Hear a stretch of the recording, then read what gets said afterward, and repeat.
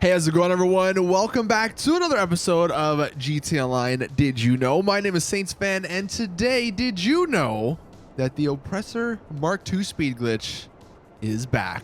Yeah, you can go absurdly fast on the Oppressor Mk2 again. Although I will just put a little asterisk on that by saying it's definitely not easy.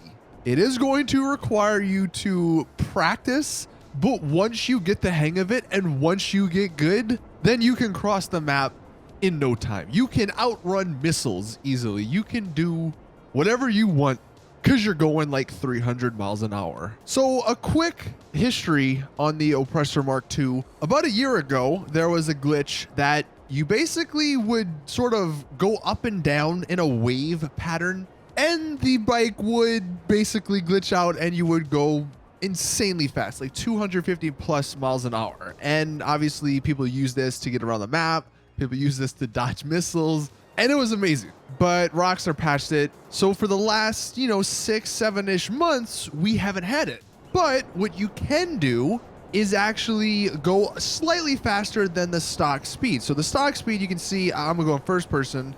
We're only at about 107, 108 when we are flying. But if you actually hold the right trigger or the right bumper, the handbrake, basically, if you hold that in while you're flying, then you actually can bump that number up to around 130. And I believe what's happening here is when you hold the right bumper in, it thinks that you're on the ground, because when you're on the ground, you actually go a max speed of 130. But when you're in the air, you only go the 108, at least for stock. But when you hold the right bumper when you're in the air, it thinks you're on the ground for some reason, and then you can go 130. Now that 20-ish mile an hour difference isn't a whole bunch, but it definitely helps in certain scenarios. And if you're wondering, in third person, when you're holding the right bumper in, the little back propeller wing things, they actually go, they retract, they go into the bike. So that's how you know if you're getting the maximum amount of speed. But in this video, I'm going to show you guys how to pretty much double that, how to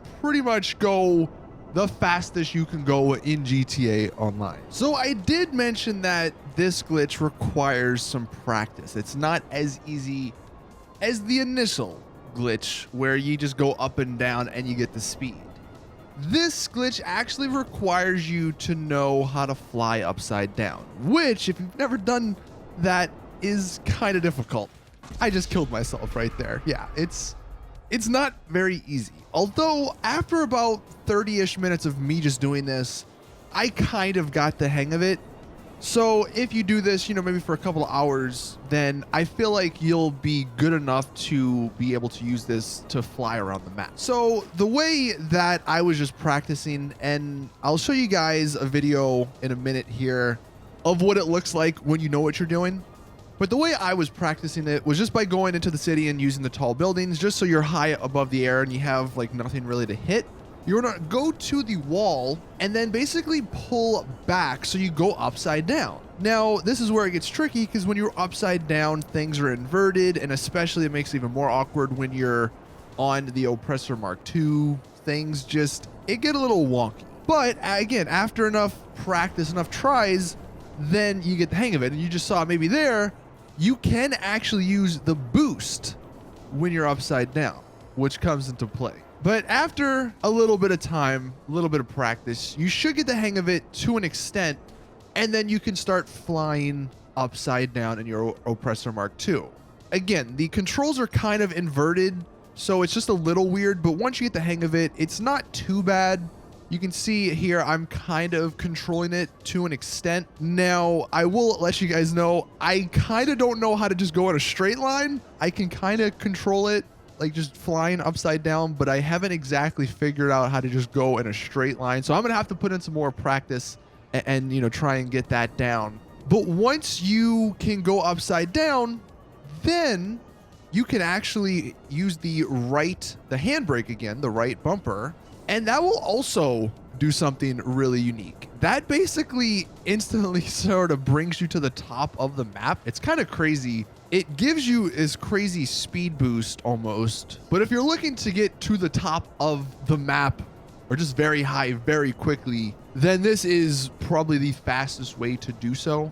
But eventually, you know, if you get good enough, you can see I'm kind of getting it here and just driving, kind of trying to go in a straight line. You go pretty fast. And this is just me being a complete noob to the whole thing. You can use the boost.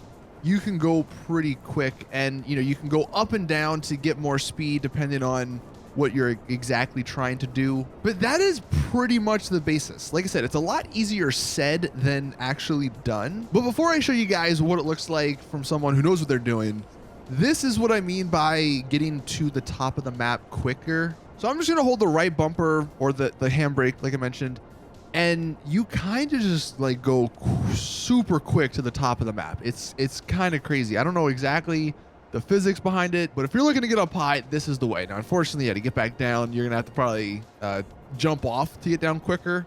But that's what I mean. If you just hold the right bumper, you go really high up. Now, what it looks like from someone who actually knows what they're doing, this video is coming from Skipping Rocks 12 on Reddit. I'll leave a link to his post in the description. I'm not going to play the entire video. I'll just play a little snippet here. He, I believe, is the actual founder of this. He founded this a couple months ago, so this has actually been in the game for quite some time. But you can see what he's going to do is the same sort of process, and then he's going to go from the city to about Mount Chiliad in like 10 seconds. It's absolutely insane what you can achieve when you master this glitch. And just one other thing that I'll show you guys from him, because you can go click on the video in the link in the description if you want to check out the whole video. It's just a 4-minute clip of him driving around and just showcasing this glitch. It doesn't need to be used in the city. Like, you can use it anywhere that you can flip your bike. So he just used it on a little rock right there on the beach. And again, combining it with the handbrake, you get up quicker in the air, and then you have more room to go around and fly. And then he goes on his merry way, speeding across the map. Now, this is awesome if you can master it for getting around the map, for doing missions like he's doing in this video, for outrunning missiles. I've seen videos of people actually doing this and then simply just going faster than the missiles that people shoot at them.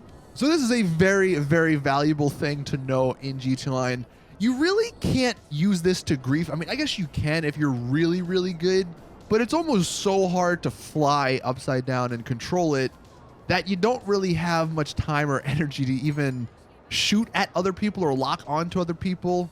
So I really wouldn't worry too much about griefers using and abusing this. But if you are looking for a way to get around very quickly, this is the way to do it. Hopefully this video helps you guys. Hopefully you would take advantage of this, because maybe in the next update this might get patched. We really don't know what Rockstar is going to do, but you pretty much have until the next update. So you have a couple of months of using this and having some fun with it.